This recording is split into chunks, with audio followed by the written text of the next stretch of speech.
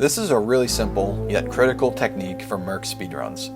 To quickly and easily gain access to a helicopter in any location where support options are available, including during ace contracts, simply call in a supply drop and kill the pilot delivering the drop. This can be done using any firearm, although it's typically easiest and fastest to use the sniper rifle. That said, the routes for most categories simply rely on the carbine for this trick due to how readily available and accurate it is. Any supply drop can be called in for this trick, but I wouldn't recommend using the vehicle ammo or vehicle repair drops, because the delivery helicopter doesn't fly nearly as low to the ground as it does with traditional crates. In addition, you can also pilot snipe any unarmored helicopter in the game, including the immensely powerful allied gunship, though this typically isn't useful for runs.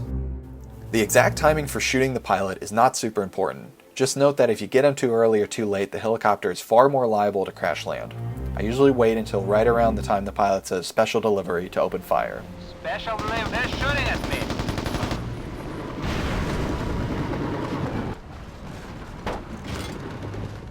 It's worth noting that the delivery helicopter will always spawn 100 meters or so directly behind where the player is facing at the time the smoke grenade first touches the ground.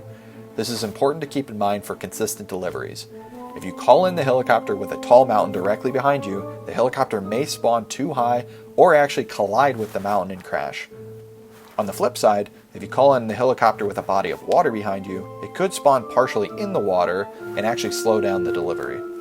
This is true for all helicopters you call in via smoke grenades, including the Blackhawks used for loading captured HVTs.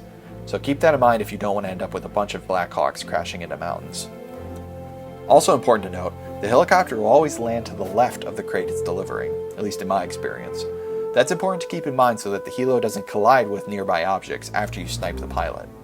I always try to leave a lot of room on the left for it to slide around.